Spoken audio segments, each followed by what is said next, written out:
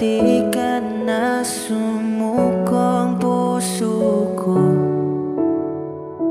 sa paulit-ulit na pagkakataon na nasaktan na bigo. Mukhang delikado na naman ako. Bakit ba kinikilig na naman ako? Pero ngayon ay parang kakaiba.